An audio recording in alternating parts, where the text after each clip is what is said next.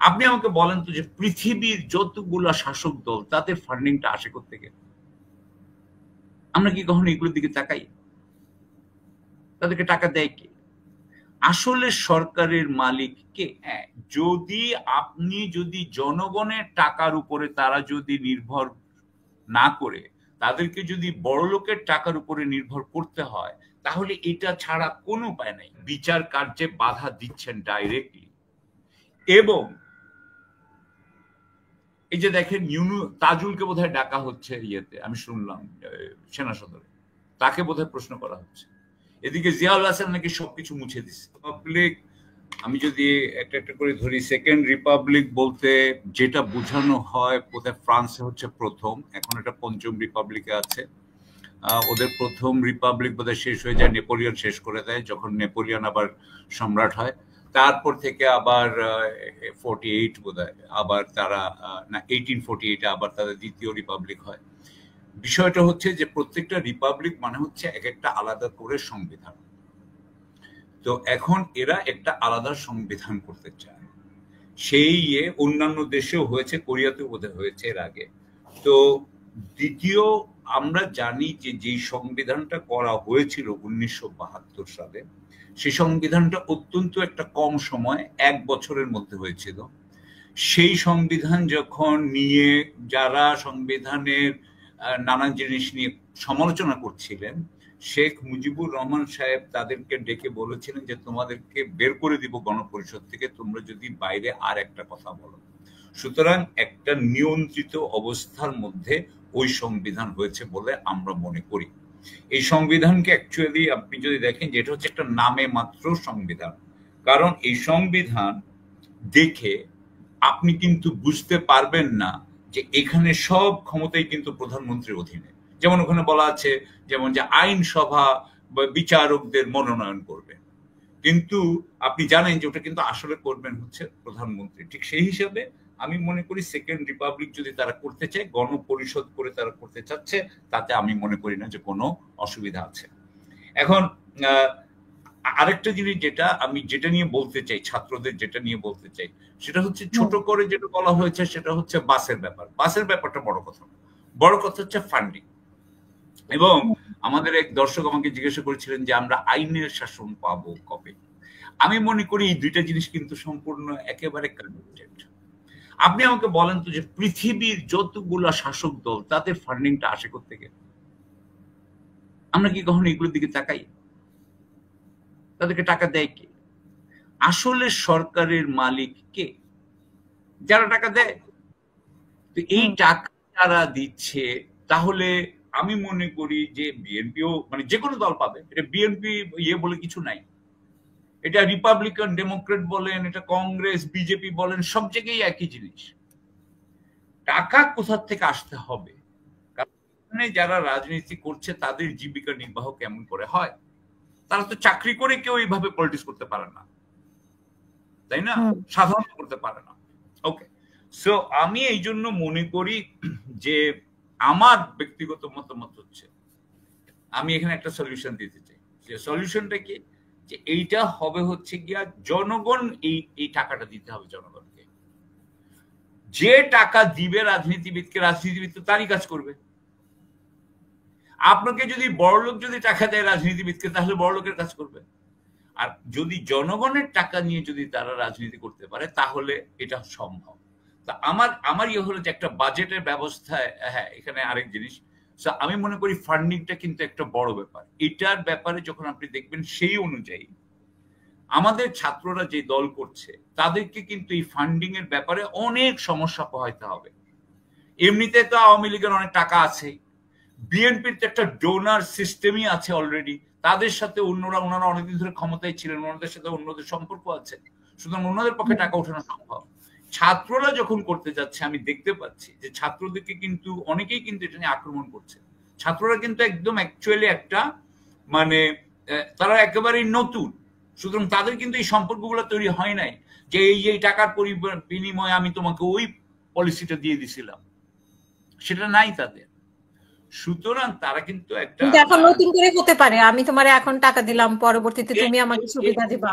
হ্যাঁ, যদি জনগণের টাকার উপরে তারা যদি নির্ভর না করে তাদেরকে যদি বড়লোকের টাকার উপরে নির্ভর করতে হয়, তাহলে এটা ছাড়া কোনো উপায় নেই, হবেই। কারণ আপনাকে একজন টাকা দিবে কেন? কিছু একটা পরিবর্তে তো দিবে। সেটা নিশ্চয়ই যে আপনি একদম জনগণের পক্ষে যেতে পারবেন না, তাকে একটা লাভ দিতে হবে। সো ইয়েস, এই বিষয়ে কোনো সন্দেহ নাই। সুতরাং আমি মনে করি যে আমাদের এই মৌলিক দিকটা আরো দেখা দরকার। যেমন আপনি নিশ্চয়ই দেখেছেন যে আমরা মুনিয়া হত্যা নিয়ে বা বসুন্ধরার অনেক কিছু নিয়ে আমরা অনেক আলোচনা করেছি আগে, কিন্তু 5ই আগস্টের পরে কি সেরকম কোনো আলোচনা এসেছে? যেমন সাগররুনি হত্যা নিয়েও তেমন কোনো আলোচনা আসছে না, ঠিক আছে? একইভাবে আছে, গুরুত্বপূর্ণ বিষয়গুলো একই রকমই আছে। তো কেন? এগুলোর পেছনে নিশ্চয়ই কোনো কারণ আছে যে এগুলো ধাপাচাপা রাখাই হচ্ছে। যারা আগেও ম্যানেজ করেছে তারা এখনো ম্যানেজ করছে। যারা হাজার কোটিপতি, সেটা সামিট গ্রুপ হোক, সেটা এস আলম হোক, সেটা বসুন্ধরা হোক, সেটা অন্য কেউ হোক, তাদের সম্পর্কে ডাইরেক্টলি প্রত্যক্ষভাবে কেউ কিন্তু কোনো সমালোচনা করে না। অর্থাৎ তাদেরকে ইতিমধ্যেই তাদের সাথে কোনো একটা বোঝাপড়া প্রায় সব বড় বড় যারা আছেন তাদের হয়ে গেছেন বলে মনে হচ্ছে আমার। এই বসুন্ধরাটা এখন হচ্ছে এই দলে বলা হচ্ছে, এটা যে কোনো জায়গায় হতে পারে, এটা সব জায়গায় হচ্ছে, আমি শিওর সে সব জায়গায় ছড়াচ্ছে, তার তো অনেক টাকা, সে সব জায়গায় ছড়াচ্ছে। সো আমি আর একটু কথা বলতে চাচ্ছিলাম ওয়াকার সাহেবকে নিয়ে। জেনারেল ওয়াকার সম্পর্কে আমি যেটুকু শুনেছি যে তিনি এমনিতে কিন্তু খুব ডিসেন্ট মানুষ। তো ডিসেন্ট মানুষ এইরকম হম্বিতম্বি করেন কখন?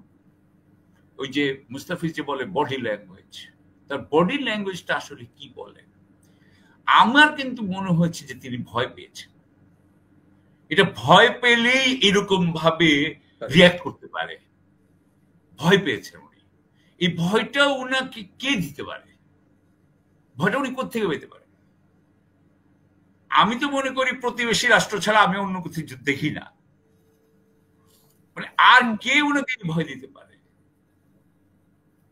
সো এটা হচ্ছে কি আমার কাছে মনে হয়েছে এটা মেইন ব্যাপার।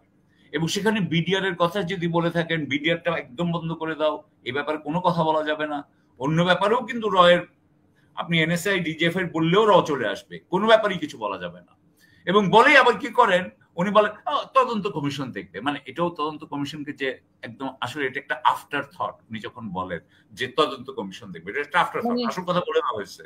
শুরুতে স্টপ করে দিয়ে পরে তদন্ত কমিশন, হ্যাঁ, তখন একটু বলে আচ্ছা একটু বলতে হয়, ওটা বলে দেয়। মানে এটা তাদেরকেও একটা মেসেজ দিয়ে দেওয়া, তদন্ত কমিশন কথা বলে। হ্যাঁ, এক্স্যাক্টলি, যে ওটা তোমরা দেখবা না, আসলে বলছি কিন্তু দেখবা না। That is our understanding. উনি মনে করেন যে এইভাবেই উনি শান্তি রক্ষা করতে পারবেন।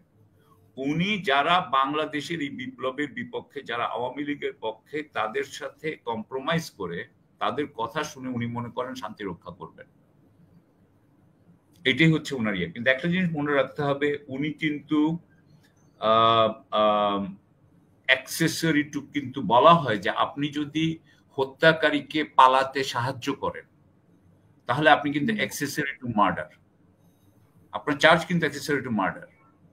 তাহলে উনি যদি জেনোসাইডার যারা, তাদেরকে যদি উনি পালাতে সাহায্য করেন, তাহলে উনার কি, মানে উনি সাইফুল আলম বলেন, আকবর বলেন, ওনারা কি ওনার সহযোগিতা ছাড়া কি পালিয়ে গেছে, বা বাকি যারা পালিয়ে গেছে? সম্ভব না।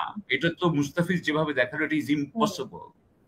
এবং আপনি তো জামিন যখন এরকম অবস্থায় থাকে, তখন তো আপনি তো সেখানে আরো সিকিউরিটি রাখতে হয়, আপনাকে সিকিউরিটি রাখতে হয়। আপনি কতগুলো মেজর জেনারেল, এগুলো তো আপনাকে যখন সাইফুল আলমকে আগেই যখন তাকে অ্যারেস্ট করেছিল কিছুক্ষণ, সে চলে আসলো, now you have to put him under security 24 hours, যাতে সে পালাতে না পারে।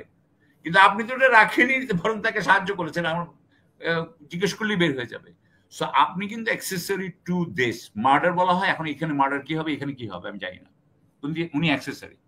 উনি এটার বিচার কার্যে বাধা দিচ্ছেন ডাইরেক্টলি। এবং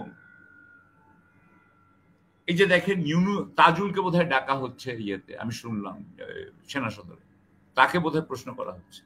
এদিকে জিয়াউল হাসান নাকি সবকিছু মুছে দিচ্ছে, তার ফলে কিছু করা যাচ্ছে না। মানে একটা কিছু করতে পারছে না, কিভাবে বিচার বিঘ্ন ঘটানো হচ্ছে পুরো জায়গায়। এবং এখানে তো সেখানে আসিফ নজরুলের ভূমিকা নিয়ে অনেকে বলে যে হ্যাঁ ভারতের এবার আসছিলাম আমি, এবং আসিফ নজরুল সাহেব চুপ চুপ করে দেখছেন এগুলা, উনি চুপ করে এগুলো দেখছেন, উনি কিছুই করছেন না। ইতিহাস কি উনাদেরকে ক্ষমা করবে? আমি এইটুকু বলতে চাই। আর ওই যে আমাদের ইয়ে যে আইনের শাসন আমরা পাবো না যতক্ষণ আমরা ফান্ডিং ঠিক করতে না পারি, যতদিন ফান্ডিং অন্যরা করবে, বড় লোকরা করবে, ততদিন আইনটা হবে বড় লোকের পক্ষের আইন। এই হইল গিয়ে হ্যাঁ। আচ্ছা।